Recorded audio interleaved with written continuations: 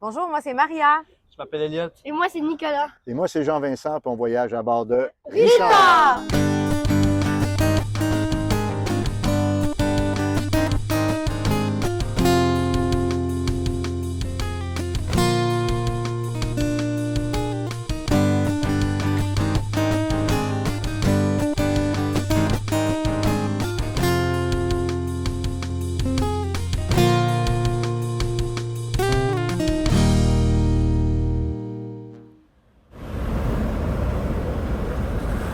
Voilà maintenant 15 jours que nous sommes partis.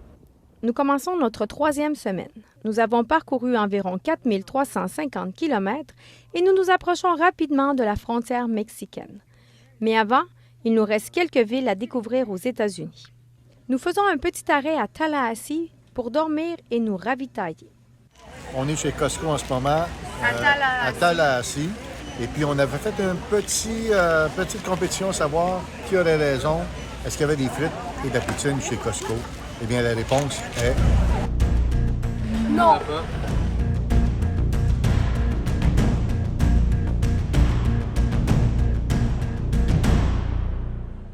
Mais il y a des churros. C'est maintenant l'heure de goûter à ce churros.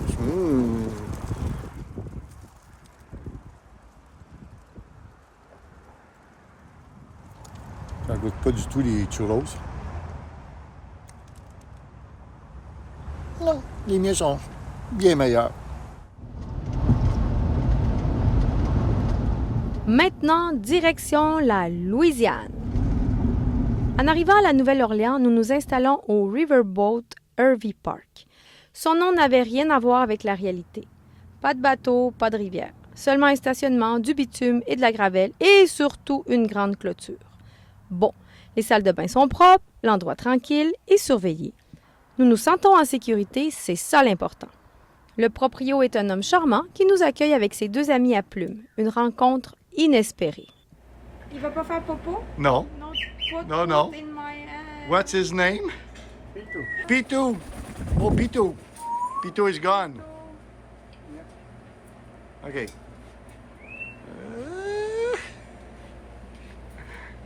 Ah, il y en a tout. Il y en a un autre. Pitou. Dis bonjour à Pitou. Oui, Pitou. Il y a 30 ans. Pitou a 30 ans, puis ça vit jusqu'à 85-90 ans. Donne-lui un bisou. Donne-lui un bisou. Ah, il va te le donner.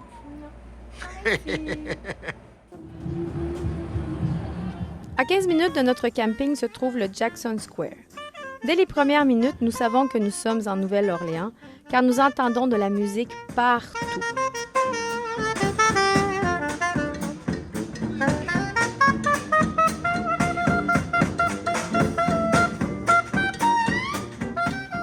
Un groupe se produit directement à quelques mètres du parvis de la plus ancienne cathédrale toujours active des États-Unis, la cathédrale Saint-Louis, et ce, malgré l'avertissement de silence proclamé sur des panneaux.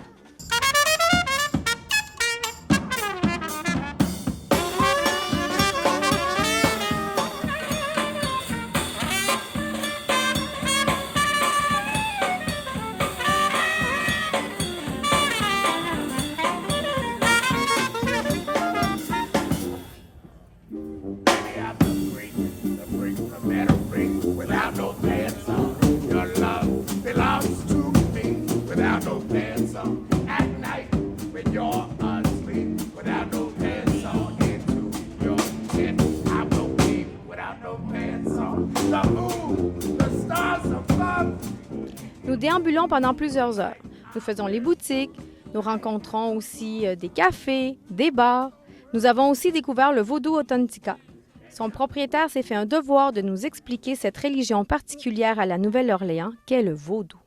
I'm Papa Czar.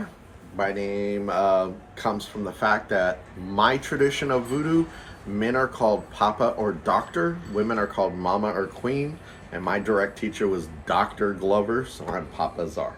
Okay, what is voodoo? Voodoo is a combination of beliefs. It takes African traditions, Catholicism, and indigenous practices and combines them to a working system.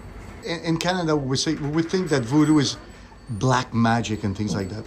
All voodoo believes there is only one creator God. All voodoo believes Jesus Christ is the Son of God. He's called on rarely. The reason is, somewhere along the lines, voodoo believes since he sacrificed himself for everyone, let him rest. Okay. But imagine, if you will, being a group of people and told you can't have your own language anymore, can't have your own music anymore, can't have your own religion anymore. If you gather in groups of 3 or more, at least one of you is being killed. By the way, here's your new patron saint. So originally, to keep peace of their own, what they would do is they would build elaborate altars with things like icons of St. Peter, but they would pray to their spirit Ilegua. They hid behind Catholicism. And the syncretizations came from simple things like Ilegua is a gateway spirit, a doorway spirit, while St. Peter is always seen holding keys. So they would see those keys and say, oh, he must be like our spirit. Is there a lot of people that are part of the voodoo religion in New Orleans? There are a lot of people in the voodoo religion in New Orleans. Not as many as pre-Katrina days, but there are a lot of people. You can find voodoo in most metropolitan areas in one form or fashion. Now, voodoo is being used as a blanket term here, kind of like Christians include Protestants and Baptists and Lutherans and Methodists. Voodoo can also be Santeria, Candomblé, Palo, Lukume, Mayumba, Umbanda, Kimbanda, and there's a whole host of traditions that were created by the slave trade coming this way through the Caribbean quarter.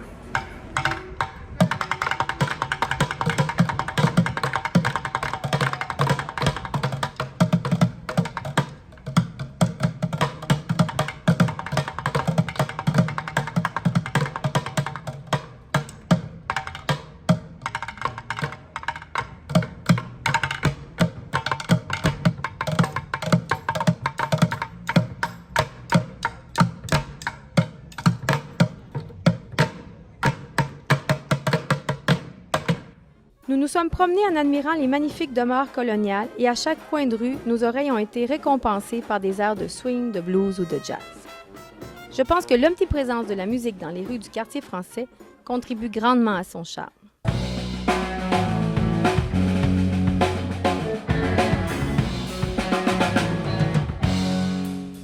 La Nouvelle-Orléans fut fondée en 1682 par un gouverneur montréalais, paraît-il assez pompeux et lèche-botte de l'Empire français, Jean-Baptiste Lemoine, sieur de Bienville.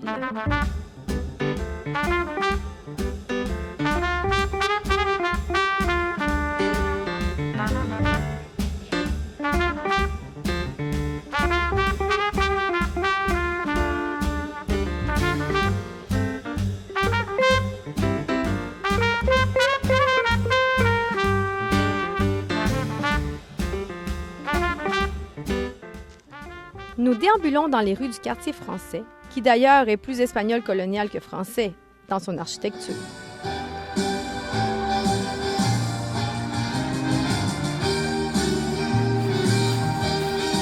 In New Orleans, Orleans, I want to wake up in that city that never sleeps and find that I'm number one, top of the list, king of the hill, hey, number one. These little town blues. Nos pas nous amènent du côté du parc Louis Armstrong, nommé ainsi en l'honneur du grand trompettiste et chanteur à la voix si reconnaissable, fils de la Nouvelle-Orléans et grand jazzman internationalement reconnu. Nous quittons le quartier français afin d'aller souper. Elliot nous a trouvé un restaurant, le Chef Ron's Gumbo Stop. Nous avons savouré des spécialités locales, des croquettes de boudin, de la jambalaya, du gumbo et du pudding au pain. Tout était délicieux. Et en plus, nous avons eu la chance de parler avec le Chef Ron lui-même. Why this place is the best place to eat gumbo? Well, the reason why I think that my place is the best place to eat gumbo is because For one, we use local ingredients, we make small batches, and we cook with love and soul. I think that's pretty much why we make pretty good gumbo. Elliot, ça goûte quoi le jambalaya, le gumbo? Ah non, c'est le gumbo, oui. Il y a un peu comme le ragoût de boulette, mais il y a plus. Il y a plus d'épices. Ouais. C'est plus consistant. Il y a plus de légumes, il y a plus d'épices.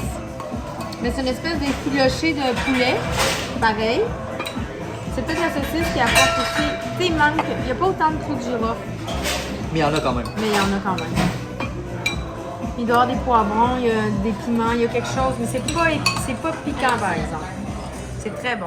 C'est très bon, hein? Oui. Jusqu'à maintenant, les 3 plats sont excellents. La jambalaya, elle a volé. Le boudin, excellent. Ouais. Ça me rappelle vraiment la bouffe de ma grand-mère. What is gumbo? Just for the people that don't know what it is. That's the loaded question about gumbo. Is it a soup or is it a stew? Well, if you look at the translating dish for the word gumbo, it means okra. So I just to cover it all, I say gumbo is an okra dish. All right. That's my story and I'm sticking to it.